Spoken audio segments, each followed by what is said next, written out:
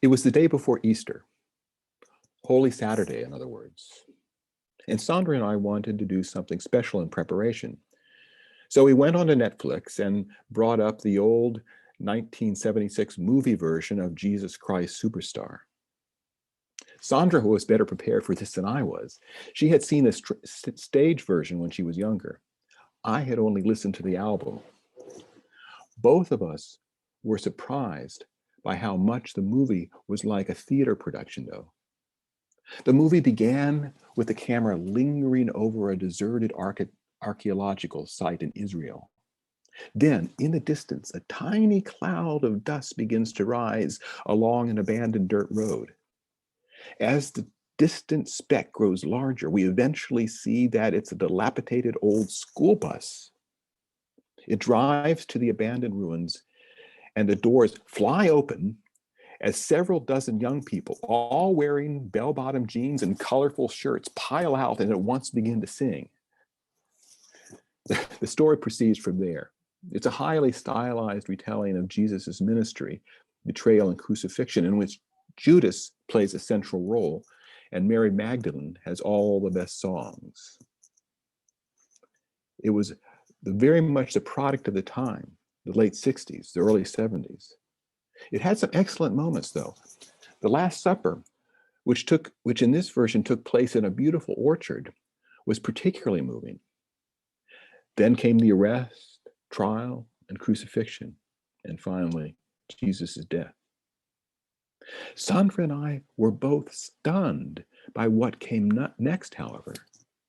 Jesus was lovingly taken down from the cross and wrapped for burial.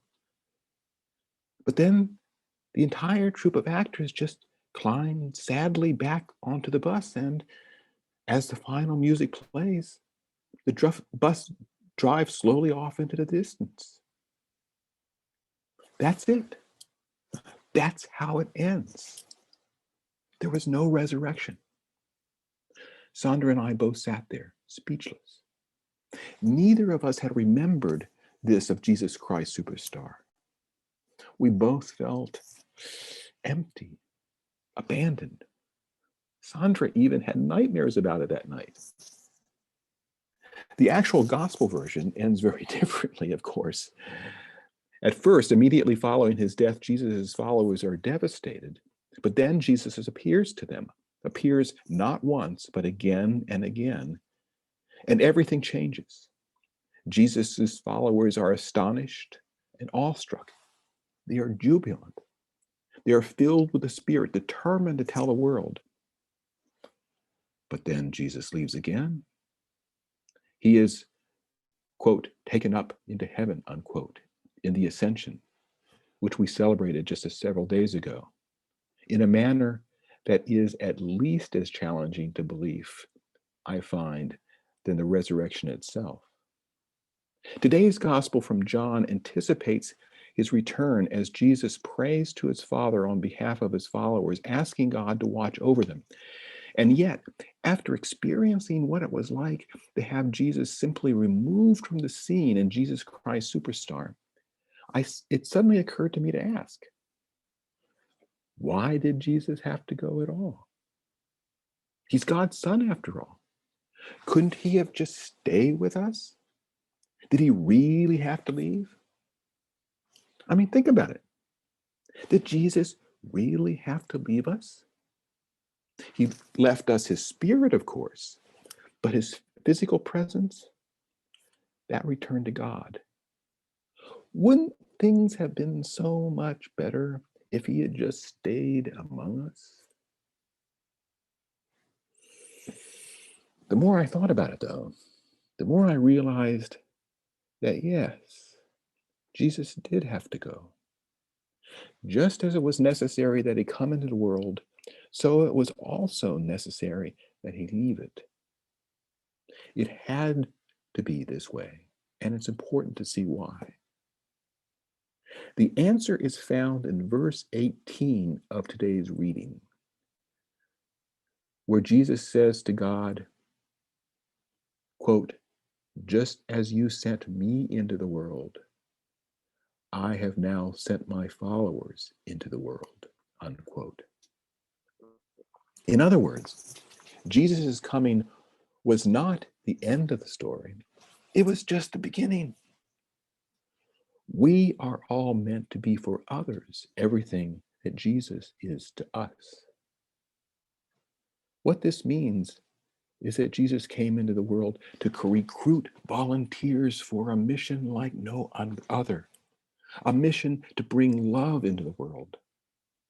That's because there is no such thing as individual salvation. God is love, after all, which means that the way to God is through love. The way to salvation is through other people. As a result, Jesus began his task by drawing together men and women who would carry on what he started. People who would become Christ's hands and heart in a world that desperately needs them both. Jesus did this by showing us first the human face of God. He did this because we needed to see that God has a human face. It's a face that knows suffering because God suffers too. And we needed to know that. We needed to know that suffering is not what God wills for us, but what God endures with us. Because as Jesus showed us, suffering is not the end. Love is, and love wins. We had to see the human face of God to know that such a thing is possible. We needed to see what it looked like when love wins, because ultimately we were meant to carry over the role and show others the same thing. We are meant to be the human face of God. We are meant to bring the love, to be the love. We are meant to carry salvation to everyone we meet. You know, I like to study other religions because what I learn there often helps me to see new things in Christianity too. In all my studies, perhaps the most beautiful image I've come across is in another religion, is found in Buddhism. It's the concept of the Bodhisattva. Now, that may be a new term to you, so let me explain. A Bodhisattva is someone who begins by seeking to leave the world, to find nirvana, the Buddhist notion of heaven. And by meditation and by right living, is just on the edge of achieving this goal. The Bodhisattva is like a person who has gone a great distance. She has reached the fence separating ordinary life from heaven and has even managed to climb the fence and is about to jump to the other side. At that point, she stops, however. She stops and thinks of all the people she's leaving behind. The people who are lost, confused, desperate. The people who believe that they have been abandoned. People who feel that they are alone, that there is nothing they can do, that there is nowhere to go. She thinks of them and realizes that she can't simply turn her back on them just for her own salvation.